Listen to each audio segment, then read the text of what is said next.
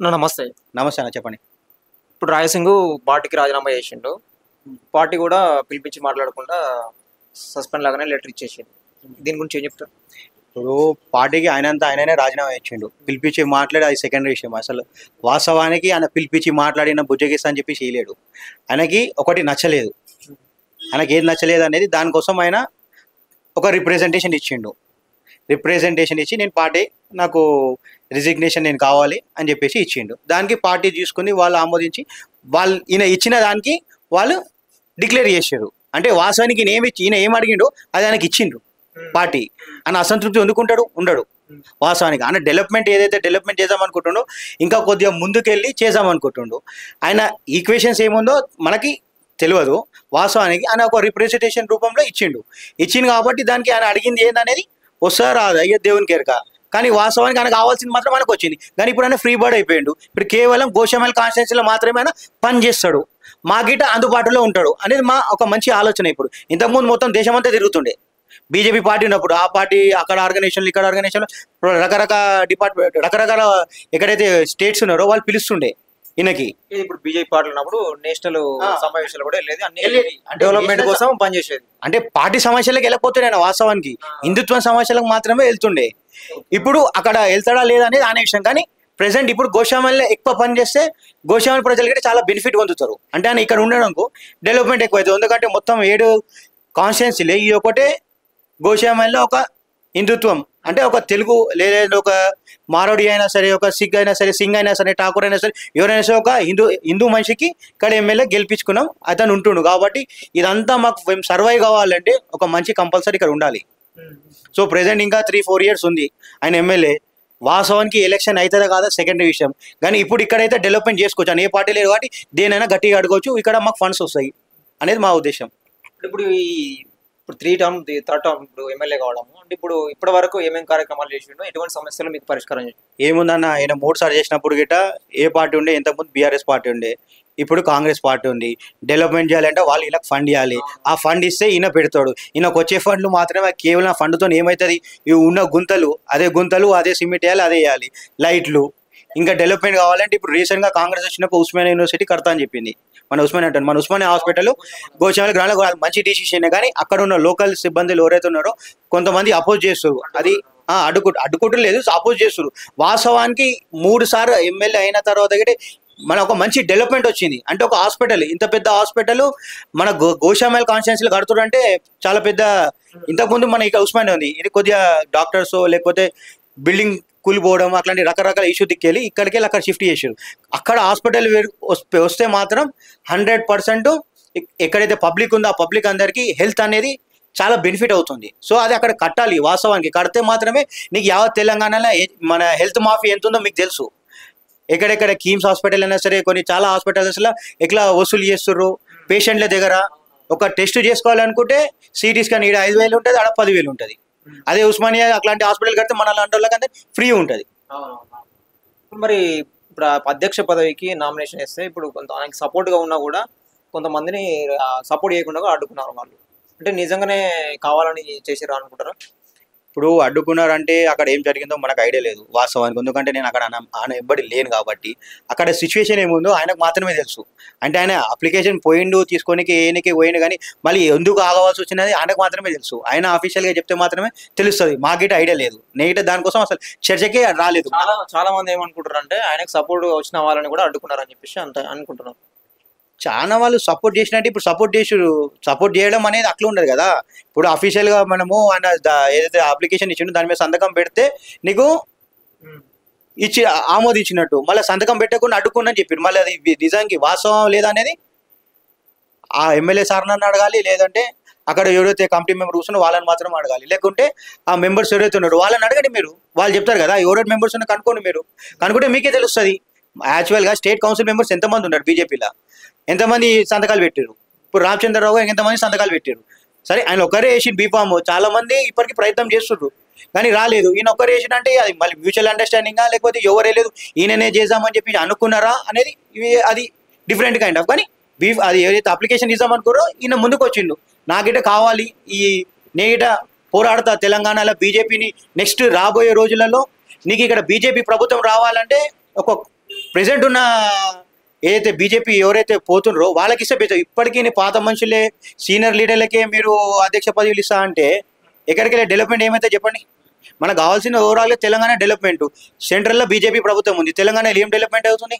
మీకు చిన్నగా వాస్తవంగా చెప్తా అంటే నేను ఇప్పుడు ఈఎస్ఐ బోర్డు మెంబర్ని నాచారం హాస్పిటల్కి తెలంగాణలో. మీకు ఓవరాల్ తెలంగాణలో 39 లక్షల మంది ఈఎస్ఐ కార్డ్ హోల్డర్స్ ఉన్నారు. వాళ్ళకి సిటీ స్కాన్ ఎన్ని ఉంది తెలుసా మీకు? ఒకటే CT scan Sanath Nagar hospital అని 39 లక్షల మందిలా 17 లక్షల మంది యాక్టివ్ ఈఎస్ఐ కార్డ్ హోల్డర్స్ ఉన్నారు. అంటే ఆ ESI card holders insure person ఉన్నారు, వారు రెగ్యులర్గా డైలీ హాస్పిటల్కి వెళ్తారు, అంటే ట్రీట్మెంట్ ప్రకారంగా హాస్పిటల్కి వెళ్తారు. వాళ్ళకి ఒకటే సిటీ స్కాన్ ఉంది. నాచారం నుంచి నేను సనత్ నగర్ రిఫర్ చేయాలనుకుంటే ఒక సిటీ స్కాన్కి నెల తీసుకుంటాడు, 2 నెలలు తీసుకుంటాడు, 15 రోజులు తీసుకుంటాడు. అందరికి పేషెంట్ ఉంటాడా పోతాడా? దానికి ఎవరు బాధ్యత? ఇట్లాంటి దాని మీద మనం చేయాలంటే ఇది ఎవరిది? ఈఎస్ఐసి అనేది సెంట్రల్ గవర్నమెంట్ కదా. దానికి ఇప్పుడు ఇక్కడ మన ఇద్దరు మినిస్టర్లు ఉన్నారు. మన రీసెంట్గా సనత్ నగర్లో ఒక బిల్డింగ్ ఇనాగ్రేషన్ చేసిండు. ఎవరు? కిషన్ రెడ్డి ఇనాగ్రేషన్ చేసిండు. ఆయనకు తెలియదా ఇది స్టేట్ కిందకి వస్తుందని చెప్పి వదిలేస్తాడా? బిల్డింగ్ ఇనాగ్రేషన్ చేస్తుంది కానీ ఇప్పటికీ 10 సంవత్సరాల నుంచి నీకు నాచారం హాస్పిటల్ ఇప్పటికీ పెండింగ్ ఉంది బిల్డింగ్. ఆ బిల్డింగ్ వరకేమో అయితే లేదు, స్టేట్ గవర్నమెంట్ అండర్లో ఉందని చెప్పేసి చేస్తలేరు. కానీ సెంట్రల్ మాకు చేస్తారు కానీ మళ్ళీ పేషెంట్ లేడు. ఇక్కడ పేషెంట్ రావద్దా? ఇక్కడ ఐపీఎస్ లేరా? ఇక్కడ మేము ఈఎస్ఐ కార్డు కడతలేమా? అంటే ఓవరాల్గా తెలంగాణనే కదా. తెలంగాణ సంబంధించినట్లే నీకు స్టేట్ సెంట్రల్ డిఫరెన్స్ ఎందుకు? సిటీ స్కాన్ ఒకటి సరిపోతుందా? 39 లక్షల మందికి ఒక సిటీ స్కాన్ సరిపోతుందా? ఇప్పుడు నాకు ఎమర్జెన్సీ ఏమైనా అయిందనుకో, మంచి సెట్ అయిందనుకో, నాకు సిటీ స్కాన్ వల్ల క్యూ ఉంటుంది. అప్పుడు ఏంటి పరిస్థితి?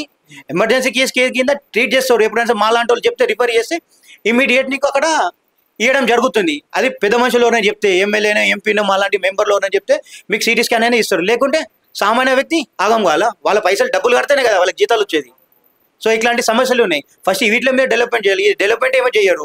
అధ్యక్షుల పదవికి ఈ పోస్టు ఆ పోస్టు ఎవరెవరి పోస్టు. మాకు కావాల్సింది విద్యా వైద్యం. ఇక్కడ ఉన్న స్థానిక ప్రజలకి ఎక్కడ చేస్తుర్రా? విద్య అనేది ఏమైనా చేస్తున్నా, వైద్యం అనేది చేస్తుర్రా? ఇప్పుడు ఆయుష్మాన్ భారత్ కార్డు ఉంది. ఆయుష్మాన్ భారత్ కార్డు ఎవరికైనా వస్తుందా? అప్లై చేస్తుర్రా? ఏ హాస్పిటల్లో ఉందా? ఎవరైనా అసలు మీరు ఒకసారి మీరు కారు చేయండి. ఆయుష్మాన్ భారత్ కార్డు తీసుకుని ఏ హాస్పిటల్లో నడుస్తుందో 5 lakhs రూపీస్ పెట్టి స్కీమ్. ఆ స్కీమ్ ఎక్కడ నడుస్తుంది? మళ్ళీ దానికి ఈఎస్ఐకి లింక్ చేసారు. వీళ్ళు ఉన్న దానికే సిటీ స్కాన్కే నీకు సరిపోతలేదు, మళ్ళీ దీనికి దానికి లింక్ చేసారు. ఎక్కడ పోతారు పేషెంట్స్? నా రిక్వెస్ట్ ఏంటంటే ఫస్ట్ ఈ డెవలప్మెంట్ చేయండి. డెవలప్మెంట్ చేసినాక సెంట్రల్లో ఉంది, మన స్టేట్లో ఉంది, ఆటోమేటిక్ వస్తుంది. మీరు డెవలప్మెంట్ అయితే చేయాలి కదా. ఆ డెవలప్మెంట్ అనేది లేదు మన తెలంగాణలో. మళ్ళీ 2 మినిస్టర్లు ఉన్నారు మన దగ్గర, అయినా లేదు. ఇప్పుడు రాజీనామాకు రాజాసింగ్కు నష్టమా, పార్టీకి నష్టం? ఇప్పుడు నష్టం అనేది ఎవరికి లేదు నష్టము. ఎందుకంటే రాజాసింగ్ ఇంతకుముందు ఇక్కడ గెలిచిండు. ఆయన వంతుకు ఇప్పుడు ఆయన ఆల్రెడీ 3 terms చేసిండు. ఆయన ఇంకా సేవ గోశామల నుంచి మొత్తం స్టేట్కి వెళ్దాం అనుకుంటున్నాడు ఆయన. అంటే ఓవరాల్గా నీకు హిందుత్వం అనేది బిల్డ్ చేద్దాం అనుకుంటు. దాంతోపాటు ఆయన డెవలప్మెంట్ యాక్టివిటీస్ సెంట్రల్ నుంచి ఏమైనా ఫండ్స్ అట్లాంటివి తీసుకుని వచ్చేస్తే 100% ఆయన సక్సెస్ అవుతాడు. మళ్ళీ ఈ వర్క్ ఎవరు చేస్తారు? ఇక్కడికి ఉన్న ఎవరైనా చేస్తురా? ఇప్పుడున్న వ్యక్తి ఈయన చేస్తుండా? ఈయన వరకు ఎంతవరకు ఉంది? గవర్నమెంట్ ఇక్కడ లేదు, అక్కడ లేదు, సెంట్రల్ ఉంది. సెంట్రల్ నుంచి ఫండ్ చేయాలంటే మినిస్టర్లే పెట్టాలి. ఫండింగ్ వస్తుందా? ఎక్కడైనా ఏమైనా ఉంటుందా? ఖాళీ ఇప్పుడు ఏముంది? రైల్వే ప్రాజెక్టులు అడుగుతారు. రైల్వే ప్రాజెక్ట్ ఎవరు కావాలి? మాకు కావాల్సింది పొద్దున్న లేస్తే విద్యా వైద్యం. కొన్ని లక్షల కోట్లు అలా బిజినెస్ నడుస్తుంది. నేను ఇప్పుడు ఏదైనా ప్రాబ్లం అయితే ఒక ట్రీట్మెంట్ చేయాలంటే 20,000 కట్టాలి. నా నెల జీతం 15,000. నాకు కావాల్సింది ఏది? బెనిఫిట్ ఇది కదా. విద్య అయినా వైద్యం అనే కదా. నేను అది రైల్వేలు ఏం చేస్తాను? ఢిల్లీ తిరుగుతున్నా, అన్ని కోట్లు పెట్టి కడుతున్నారు. ఇవాళ ఇనాగ్రేషన్ ఉంది కాచిగూడలో. ఎవరికి అది? కాచిగూడ నుంచి జోధ్పూర్కి ఇనాగ్రేషన్ కోసం మంత్రులు వస్తారు. ఆ రాజస్థాన్ నుంచి కూడా మంత్రులు వస్తారు. అది ఇనాగ్రేషన్ చేస్తారు, మంచిదే కాదంటే లేను. ఫస్ట్ ప్రిఫరెన్స్ కావాల్సింది మనకి ఏంది? విద్యా వైద్యం. దీంట్లోనే కదా మంచిగా కావాల్సింది. నేను 20,000 సంపాదిస్తే 10-15,000 నీకు దానికే ఖర్చు అయితే ఎడికెళ్ళైతే చెప్పండి. ఒక సిటీ స్కాన్ చేయాలంటే 8,000 నుంచి 9,000. నాకు వచ్చే జీతం 20,000. సరిపోతుందా? విద్యా వైద్యం ఉచితం చేయండి. కావాలంటే మా దగ్గర మాలాంటారు మీకు ఎవరైతే ఆధార్ కార్డులు ఉన్నారో ఎంతైతే జనాభా ప్రతి ఒక్కరి దగ్గర 500 తీసుకోండి. ఫ్యామిలీకి 500 తీసుకోండి. మీ ఎన్నిక ప్రజలు రెడీ ఉన్నారు. విద్యా వైద్యం ఉచితం చేయండి. చేయగలుగుతా సెంట్రల్ గవర్నమెంట్? ఇప్పుడున్న స్టేట్ గవర్నమెంట్ చేయగలుగుతుందా? ఇట్లాంటి ప్రాజెక్టులు మస్తు వస్తా అంటే ఒక ఏదైనా మంచి తుఫాన్ వచ్చిందిగా కొట్టుకోబోతుంది అది మళ్ళీ. సో ఇప్పుడు రాయసింగ్ గారు బయటకు వచ్చారు కాబట్టి, ఇప్పుడు అదే పార్టీ నుంచి బయట ఉన్నారు కాబట్టి, ఇప్పుడు ఏ పార్టీలో పోతే బాగుంటుంది అనుకుంటున్నారు? నాకు తెలిసిన వాడికి ఆయన ఏ పార్టీలో ఓడు. ఆయనతో ఉన్న అనుబంధంతో ప్రెసెంట్ ఆయన ఎమ్మెల్యే. ఇప్పుడు ఎమ్మెల్యేతో ఇంకా 3 సంవత్సరాలు 4 సంవత్సరాలు సర్వీస్ చేసుకుంటారు. అండ్ దాని తర్వాత ఏ పార్టీ పిలవచ్చు పిలకపోవచ్చు, ఆయన ఒక స్టెప్ అనేది తీసుకుంటాడు 100%. లేదంటే ఆయన ఇండిపెండెంట్ అనే వేయగలుగుతాడు. సరే, ఇండిపెండెంట్గా పోటీ చేసి ఇక్కడ బై ఎలక్షన్ ఎట్లాగో పెట్టే ఛాన్స్ కనబడినా, ఒకవేళ వచ్చినా కూడా ఇక్కడ మాధవీలత కూడా నేను అసెంబ్లీకి పోతా అని చెప్పేసి మాట్లాడుతూ ఉన్నది. ఎవరికి చేస్తారు? మాధవీలత చేసుకుంటారా మళ్ళీ రాయసింగ్? అట్లా కాదు. ఇప్పుడు మాధవీలత ఎవరో తెలుసా మీకు? ఆమె బిజినెస్ మ్యాన్. విరంచి హాస్పిటల్, ఇంతకుముందు విరంచి హాస్పిటల్లో ఏదో ఇష్యూ ఉంటే కంప్లైంట్ మేము చేస్తే పెద్ద బోర్డు పెట్టింది ఆమె విరంచి హాస్పిటల్ చెప్పి ఇల్లీగల్గా. అది కంప్లైంట్ చేస్తే తీసేసే పరిస్థితి. ఆమెకి అసలు ఆమె హిందుత్వం అంటుంది. ఏంది హిందుత్వం? ఏం చేసింది ఆమె? మొన్న ఎలక్షన్లోకి వచ్చింది, వచ్చి ఇట్లా బాణం అంటది, ఇట్లా అంటది. అది ఏంది అది? లేకపోతే యాక్టింగా, ఏమైనా జోక్ చేస్తుందా ఆమె? లేకపోతే ఆమె సినీ ఫీల్డ్లో ఏమన్నా ఏదైనా ప్రయత్నం చేస్తుందా? ఇక్కడ కావాల్సింది ఏంది? ఇక్కడ నాన్ లోకల్ ఆమె వాస్తవానికి. అప్పటికేమో హైదరాబాద్ ఎంపీ లీలావటకి మేము చేసిన మా వంతు సపోర్ట్ చేసాం. ఇక్కడ ఏం చేసింది? ఎంపీ ఎలక్షన్కి వచ్చిందంటే ఇంతవరకు లేదు. ఏమైనా చేసిందా అమ్మా? ఇక్కడ డెవలప్మెంట్ ఏదైనా ఒక సమస్య కోసం పట్టుకొని జరిగిందా? ఇంతవరకు ఇక్కడ ఏమైనా పని చేసిందా? ఇక్కడ ఆమెకి ఎంతమంది ఓటర్లు వేసారో వాళ్ళకి ఏమైనా చేసిందా? ఒకరికొక రేషన్ కార్డు ఇప్పించిందా? వాస్తవానికి బీజేపీలో ఎన్ని స్కీమ్స్ ఉందో ఆమెకు తెలుసా? ఎన్ని స్కీమ్స్ ఉందో తెలుసా ఆమెకి? ఎంపీ అన్ని స్కీమ్ చెప్పని చెప్పు. ఆమె గెలుసో సెకండరీ విషయం. ఆ స్కీమ్లే తెలియదు వాళ్ళకి.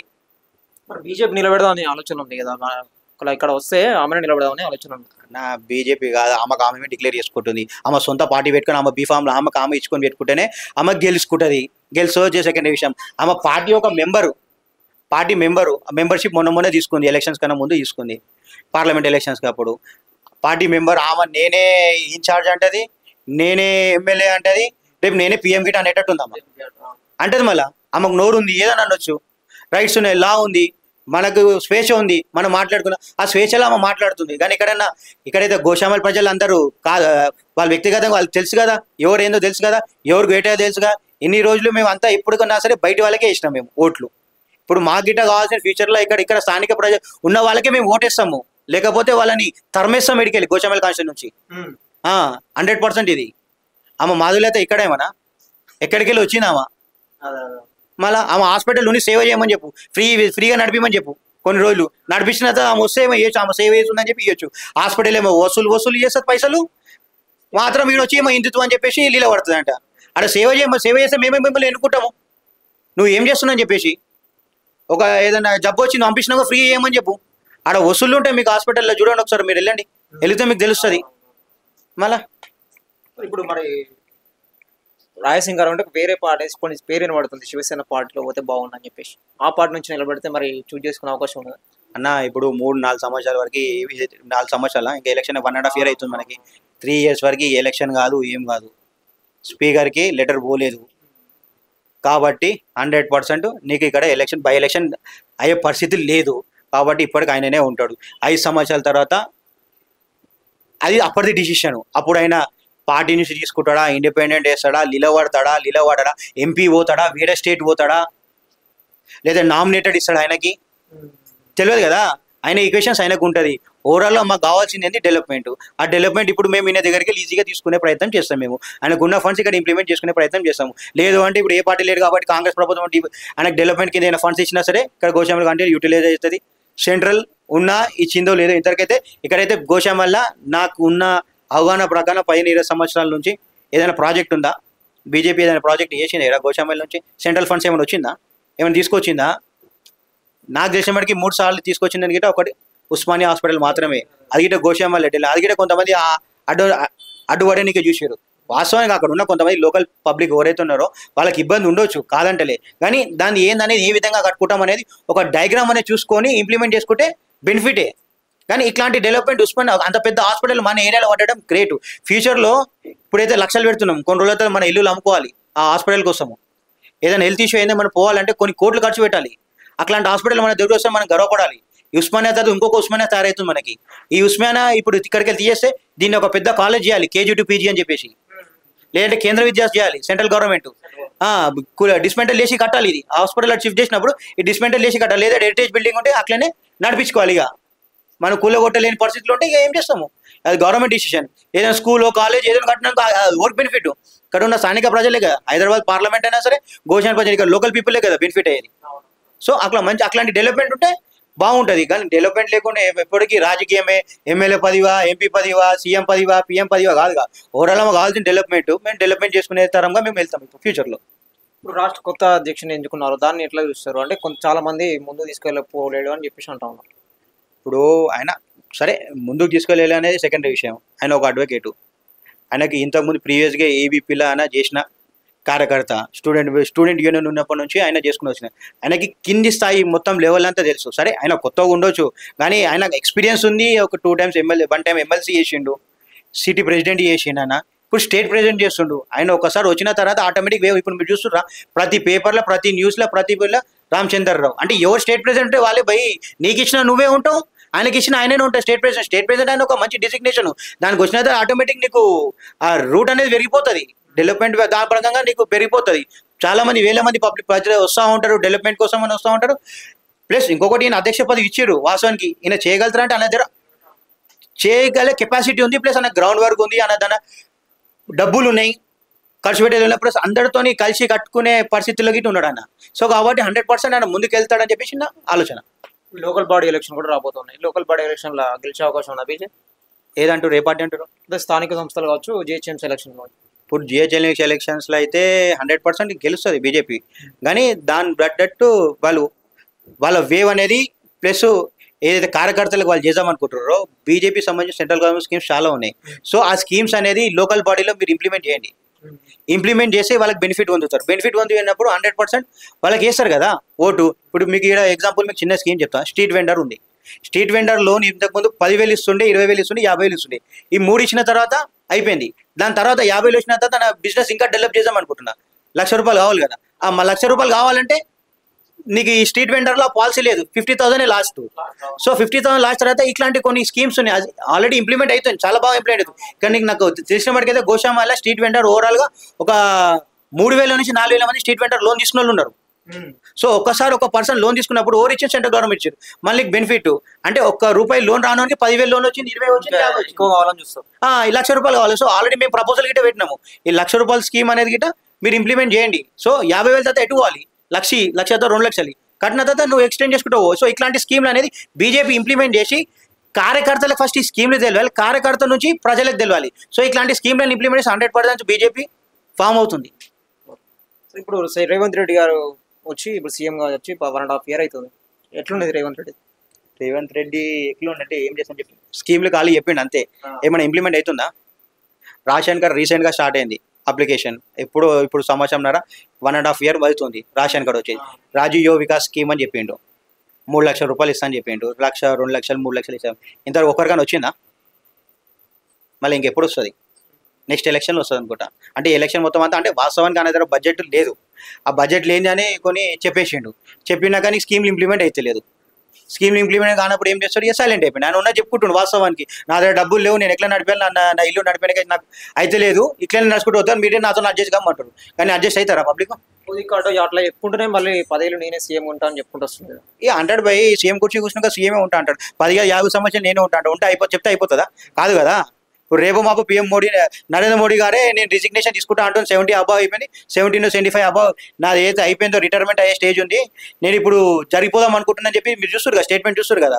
సో నేను రిటైర్మెంట్ తీసుకోవాలి అనుకుంటున్నా అంటే ఒక ఏజ్ లిమిట్ ఉంటుంది ఆ పార్టీలో, లిమిట్ ఉంది కాబట్టి నేను అక్కడికి జరుగుదాం అనుకుంటా. వేరే కొత్త పర్సన్కి ఇస్తాం, కొత్త స్కీమ్లు అనేది కొత్త నాలెడ్జ్ కొత్త ఇంప్లిమెంట్ అవుతుంది కదా. నీకు ఒక్కటే మనిషి ఒకటే జగాలు ఉంటే నీకు ఇంప్లిమెంట్ కాదు. అది చేంజ్ అయిన పోతే నీకు డెవలప్మెంట్ అయినా సరే, ఇన్ఫ్రాస్ట్రక్చర్ అయినా సరే, ఏదైనా సరే నీకు అప్పుడు చేంజ్ అవుతూ ఉంటుంది. ఒకటే పర్సన్ ఎప్పటికీ అంతే ఉంటుంది. ఇంతకుముందు కేసీఆర్ ఉండే 10 సంవత్సరాలు అట్లనే ఉండే, ఏమైనా చేంజ్ అయిందా? ఏం కాలేదు. సో ఈయన వచ్చిండు, ఈయన 5 సంవత్సరాలు 10 సంవత్సరాలు ఉంటా అంటాడు. ఇప్పుడు ఉండడమే కష్టం. కూడా ఏం చేంజ్ రాలేదు. ఏమైందన్నా మనకు కావాల్సింది ఏముండే? మెయిన్ విద్యా వైద్యం కావాలి. విద్యా వైద్యం అట్లే నడుస్తుంది. ఈ ప్రభుత్వం అంటే ఆ ప్రభుత్వం, మిగతా ప్రాజెక్టులు స్కాములు ఇవన్నీ నడుస్తూనే ఉంటాయి, ఎప్పటికీ నడుస్తూనే ఉంటాయి. సామాన్య ప్రజలకు కావాల్సింది విద్యా వైద్యం పోయి ఈ విద్యా వైద్యం కోసం చేస్తురా, పోరాడుతురా? ఏ పార్టీ అని ఇస్తుందా? ఎవరైతే ఓటర్లు ఉన్నా వాళ్ళకి అసలు నాలెడ్జ్ ఉందో లేదో తెలియదు. వాళ్ళు పోయి ఓటేస్తున్నారు. మాకు కావాల్సింది ఏంటంటే పోయి నేను 50,000 జీతం ఉంది, నాకు 50,000 ఇచ్చినప్పుడు నాకు పిల్లలకి స్కూల్ ఫీజు కట్టాలంటే లక్షలు, హాస్పిటల్ పోవాలంటే లక్షలు, నీకు వచ్చే జీతం 50,000, లక్షలు అయితే ఏరికలు కడతాం. ఇది 2 ఫ్రీ చేసినావు అనుకో, మిగతాది అంతా వాడే చేసుకుంటాడు. వాడు దుడ్డు బియ్యం అనేది తిన్నా ఉండగలుగుతాడు. కానీ ఆరోగ్యం ఖరాబ్ అయితే ఇంటిగ్రేటెడ్ స్కూల్ కడతా ఉన్నాడు కదా, KG to PG లాగానే ఇప్పుడు వీళ్ళు కూడా మొత్తం పీజీల వరకు స్కూల్ లెవెల్ నుంచి పీజీల వరకు కడతా అని చెప్పేసి ఇంటిగ్రేటెడ్ స్కూల్ స్టార్ట్ చేసాను. అన్న మీకు ఒకటి చెప్తాను నేను. ఇప్పుడు యంగ్ ఇండియా స్కూల్ ఉందా, స్కిల్ స్కూల్, ఆడ ఫీజు ఎంత ఉందో తెలుసా మీకు? స్కిల్ యూనివర్సిటీ అంటే పోలీస్ డిపార్ట్మెంట్ ఒక స్కూల్ ఓపెన్ చేసిండు, తెలుసు. యంగ్ ఇండియా స్కూల్స్ అనేది ఉంది, పోలీస్ స్కూల్. దాంట్లో ఫీజు ఎంత ఉంది తెలుసా? అది గవర్నమెంట్ నామ్స్ ప్రకారం ఉందా? ఫీజు అలా ఫీజు నాకు తెలిసిన వరకు 20,000 నుంచి 50,000 ఫీజు ఉంది. నాకే ఫోన్ చేసిన అడ్మిషన్ కోసం, మీ పిల్లలు ఉన్నాడు కదా అడ్మిషన్ తీసుకుంటారు అని చెప్పేసి. అంత తీసుకోరు, అంత ఉంది ఫీజు. అసలు దాని ఫీ స్ట్రక్చర్ ఏంది? ఫీ స్ట్రక్చర్ పెడుతుందా? పోలీస్ డిపార్ట్మెంట్ పెట్టమని చెప్పండి, పోలీసులకు ఎంత ఫీజు తీసుకుంటాం అనేది వాళ్ళు better fees structure. Fee structure ఏంది? నువ్వు వాళ్ళకి ఫ్రీ ఇస్తున్నావా లేకపోతే ఎంత కమ్ముకుంటున్నావు? ఒక అడ్మిషన్ అనేది ఒక పర్సన్కి ఫస్ట్ క్లాస్కి ఎంత తీసుకుంటున్నావు, నర్సరీకి ఎంత తీసుకుంటావు, అది డిక్లేర్ చేయాలి కదా. నోటీస్ బోర్డు లేదు, ఆఫీషియల్లో డిక్లేర్ చేయరు, వెబ్సైట్లో లేదు, ఏం లేవు. మళ్ళీ ఎప్పుడు పెడితే దేని పెడతారు ఓవర్ని అడగాలి మేము. నువ్వు ఏ ఆఫీషియల్ ఆర్డర్ ఉన్నా సార్ నోటీస్ ఉన్నది ఒక నోటీస్ బోర్డులో పెట్టాలి, లేకపోతే నీ వెబ్సైట్లో పెట్టాలి నీ ఫీ స్ట్రక్చర్. మీరు ఓపెన్ చేయండి ఇప్పుడు, లేదు మీరు చెక్ చేసుకోండి ఒకసారి. లేదా దాని ఫీజు ఎంత? కాల్ సెంటర్ పెట్టారు, ఫోన్ చేసి మీకు అడ్మిషన్ కావాలంటారు, ఫీజు ఎంత అడిగితే మీరు ఇక్కడ రండి మేము చెప్తా అంటారు. లేదంటే 50,000 అంటారు, 30,000 అంటారు ఇయర్లీ. కేవీలు ఎంత? 500 రూపాయలు కడితే నెలకి 500 రూపాయలు కడితే మీకు అడ్మిషన్ కేజీ టు మన ఏది nursery to level 10th class వరకు. మళ్ళీ వీటిలో ఎన్ని ఉన్నాయి? మరి అట్లాంటి ఇంప్లిమెంట్ చేయాలి కదా. ఇప్పుడు నేను డిపార్ట్మెంట్ ప్రిఫరెన్స్ పోలీస్ డిపార్ట్మెంట్కి ఇచ్చినావు, నువ్వు ఇక్కడ 50,000 లక్ష రూపాయలు వసూలు చేసి మనకి వచ్చే జీతం ఇల్లేనే కట్టేసి ఏది సరిపోతుంది? పోలీస్ డిపార్ట్మెంట్ తీసుకోపోయి నువ్వు, నీకు వచ్చే 50,000 ఒక నర్సరీ క్లాస్కి 50,000 కట్టినావు అనుకోండి ఫీజు, ఆయనకి ఎంత వస్తుంది? ఒక కానిస్టేబుల్కి జీతము 40,000 నుంచి 50,000 వరకు వస్తుంది. ఈయనకే కట్టాలి, సంవత్సరానికి 50,000 కట్టాలి, ఇంకెంత మిగులుతుంది? మళ్ళీ సర్వే చేయగలుగుతాడా? మళ్ళీ ఎట్లా? అవన్నీ కావాలంటే ప్రతి మనిషికి విద్యా వైద్యం అనేది ఉచితమా లేకపోతే పర్ ఫ్యామిలీ నువ్వు 500 తీసుకుంటావా? తీసుకొని అది ఫస్ట్ ఫ్రీ చేయి, మిగతా అంతా డెవలప్మెంట్ అవుతుంది. అది ఎవరు వేస్తే వాళ్ళకే ఫ్యూచర్లో మేము ఓటేసేది. ఇక్కడ ఉన్న పబ్లిక్ అంతా ఓటర్లు అయినా సరే, ఓటర్లు ఏమో డబ్బులు తీసుకుని ఓటేస్తారు కాదు, వాళ్ళకి తెలివి వచ్చింది, డబ్బులు తీసుకుంటారు, ఓటు ఓన్ చేయాలి వాటికే చేస్తారు. ఓటు కంపల్సరీ మనిషిని చూస్తారు, పార్టీని చూస్తారు. ఇప్పుడు మరి మహిళల మీద ఎక్కువ ఫోకస్ చేస్తా ఉన్నాడు కదా, లోన్లు ఇవ్వడం కానీ, క్యాంటీన్లు పెట్టడం కానీ, బస్సులు పెట్టడం కానీ రెంట్కి. మంచి మహిళలకైతే చేస్తుండు, కాదంటలే. నేను ఫ్రీ బస్సు పెట్టిండు. ఆ ఫ్రీ బస్ గిట్ట ఎట్లా పెట్టింటే ఆధార్ కార్డు ఉంటుంది. నాకే 2-3 నేను పోయినప్పుడే ఆధార్ కార్డు అప్డేట్ లేదు. ఆధార్ కార్డు అప్డేట్ లేదంటే మాకు టికెట్ ఇవ్వడంట, ఫ్రీ టికెట్ ఇవ్వడంట. అది అది కరెక్టా? ఆ మధ్య ఆధార్ కార్డు ఉందా, లేడీ ఉంది, మహిళ ఉంది, ఇవ్వాలి కదా. మళ్ళీ ఇంకొకటి ఫ్రీ అంటారు, ఖాళీ లేడీస్కి అంటారు. చిన్నపిల్లలు ఉంటారు, ఇప్పుడు ఆ తల్లి ఉంది, తల్లితో ఎమ్మడి కొడుకో బిడ్డను వస్తుంది. సరే బిడ్డకైతే ఫ్రీ ఉంటుంది, కొడుకు వస్తాడు అని ఆ బాబు 6 ఏళ్ళు 7 ఏళ్ళు ఉంటాడు, మళ్ళీ ఆయనకి ఫ్రీ కాదంట, ఆయనకి టికెట్ కట్టాలి. సరే నువ్వు మహిళలకు ఇస్తా అంటే నీ ఇష్టం, కాదంటలే. ఇచ్చినప్పుడు వాళ్ళకు ఒక సపరేట్ ఐడి కార్డ్ అని, నీ ఆధార్ కాకుండా ఒక టీఎస్ఆర్టీసీ ఒక ఐడి కార్డు, దాని మీద నీ ఫోటో పెట్టుకో కావాలనుకుంటే, మాకు ఇబ్బంది లేదు. ఆ కార్డు తీసుకోగానే ఫ్రీ ఆఫ్ కాస్ట్ ఆ కార్డు గిట్ట ఐడి కార్డు లాగా గుర్తింపు కార్డు ఇచ్చేసినావు అనుకో, వాళ్ళ చూపించేసుకుంటారు, అయిపోతుంది. ఆధార్ కార్డు అప్డేట్ లేదు, నీ పేరు లేదు, నీ ఫోటో చిన్నగా ఉంది, పాత ఫోటో ఉంది అని అవేంది అది ఆ డ్రైవర్లు ఆ కండక్టర్లు వాళ్ళకి ఇబ్బంది పెడుతురుగా. నువ్వు పెట్టే స్కీమ్కి అంటే స్కీమ్ పెట్టిండు, ఒక స్కీమ్ ఏదో పెట్టిండు, కరెక్ట్ ఇంప్లిమెంట్ చేసుకుంటారు. అది కరెక్ట్ ఇంప్లిమెంట్ చేసుకుంటే ప్రజలకు బెనిఫిట్ కదా. దాంట్లో గిట్ట ఏదో ఒక లుసుకులు ఉంటే ఎవరికి ఇబ్బంది? నీకే ఇబ్బంది కదా. సో అట్లాంటి రెక్టిఫై చేసుకోవాలి. పక్కనేమో రేట్లు పెంచిండు, బస్ రేట్లు పెంచిండు, విద్యార్థులే ఇటు ఛార్జీలు కూడా పెంచాడు. అవి ఇలా ఇస్తుండు కదా, ఈ ఫ్రీ ఇస్తుండు కదా. ఫ్రీ ఇచ్చినప్పుడు ఇప్పుడు ఆర్టీసీ నడవాలి. ఇంతకుముందు ఆర్టీసీ లాస్ట్లో ఉండే, ఇప్పుడు కొద్దిగా మెల్లగా లెవెల్కి వచ్చింది. అది ఎందుకు వచ్చింది? ఈ లాజిస్టిక్స్ ఇట్లాంటి ట్రాన్స్పోర్ట్ సంబంధించిన అవి పెట్టేసరికి నీకు కొద్దిగా ఇప్పుడు నా ఎండి ఎవరైతే ఉన్నారో ఆ ఎండి ముంగ తీసుకొచ్చింది కాబట్టి చలో ఒక వేవ్లో నడుస్తుంది. నీ ఫ్రీ స్కీమ్ పెట్టు మంచిదే కాదంటే, కానీ కొట్లాడుకుంటారు కదా ఆడోళ్ళు. వాళ్ళకు ఒక గుర్తింపు కార్డు పెట్టినావు అనుకో, ఆ గుర్తింపు కార్డు చూపించినాకో నువ్వు ఫ్రీ అయిపోతుంది. అది నువ్వు ఆన్లైన్ పెట్టు, డిజిటల్ ప్రింట్ పెట్టుకుంటారు, ఫోటో పెట్టుకుంటారు, ఇచ్చేస్తారు, అయిపోయా. దానికి చార్జెస్ ఉండేది ఏముండదు కదా. అట్లాంటి కరెక్ట్ ఇంప్లిమెంట్ చేసుకుంటే ఇబ్బంది ఉండదు. చేసేది గిట్ట స్కీమ్ ఒక స్కీమో ఇచ్చినావు నువ్వు, 6 చెప్పిండు పథకాలు, అలా ఒకటేమో ఇంప్లిమెంట్, అది గిట్ట మొత్తం ఫుల్ ప్లేజ్ ఇంప్లిమెంట్ కాలేదు. అది ఇప్పటికి ఇంకా బస్సులలో ఓట్లాడుకుంటారు లేడీస్. మహిళలకు ఇంకా 2,500 ఇస్తారు. అది ఏదైనా ఇక చెప్పినా కానీ ఒకటే స్కీము అయితే సగం స్కీమ్ నడిచింది, అంతే నడుస్తుంది. మిగతా 5 స్కీమ్లు అది ఇక కావు. ఇప్పుడు చేయలేము. స్కూటీలు కూడా ఇస్తాను. ఈ స్కూల్ ఏడిస్తారు ఇక, ఇచ్చే పరిస్థితి ఉన్నాడా? డబ్బులు ఉన్నాయా? జీతాలు కట్టాలంటే ఒక ఎవరిదైనా చేయవదాలు తీసుకుంటే బ్యాంక్లో తీసుకొని జీతాలు కడుతుంది, మళ్ళీ 10-15కి వాళ్ళకి పడుతుంది, డబ్బులు కడుతుంది. అట్లాంటి పొజిషన్ ఉన్నది ఇప్పుడు సిచ్యువేషన్. ఫైనల్గా ఏం చెప్తారు? ఫైనల్గా చెప్పేమో సార్, ఇప్పుడు గవర్నమెంట్ రావాలంటే 100% రేవంత్ రెడ్డి ఎప్పటికీ సీఎం కావాలని కోరికుంటే విద్యా వైద్యం ఉచితం చేయి. నువ్వు చేయగలుగుతావా? హాస్పిటల్స్ కొన్ని కోట్ల బిజినెస్ ఉంది, స్కూల్స్ కొన్ని కోట్ల బిజినెస్ ఉంది. అలా ఎంత వసూలు చేస్తారనే ఎవరికి తెలియదు. ఆ 2 నువ్వు ఉచితం చేయి. ఒక సామాన్య వ్యక్తి 10,000 జీతం అయినా సరే, 20,000 జీతం అయినా సరే, ఆయన బాగుండాలి. ఆయన నీకు ఎప్పటికీ ఓటేయాలి.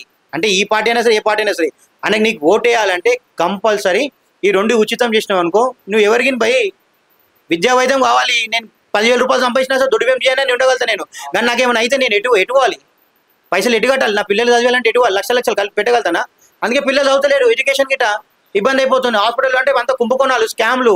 ఆ హాస్పిటల్ ఫీజులు పెంచిర్రు. అసలు ఫీజు లేని భయ్ ఇప్పుడు నీకు చిన్న ఎగ్జాంపుల్ అండి, కేంద్ర విద్యాలయం మీకు 500 రూపాయలు ఫీజు ఉంటుంది. అదే స్టేట్ గవర్నమెంట్ నర్సరీ అంటే 10,000, 20,000, 30,000, 50,000. ఇప్పుడు ఈడ ఒక స్కూల్ ఉంటుంది, లిటిల్ ఫ్లవర్ స్కూల్ అని చెప్పి, స్కూల్ పేరు చెప్తున్నా మీకు నేను.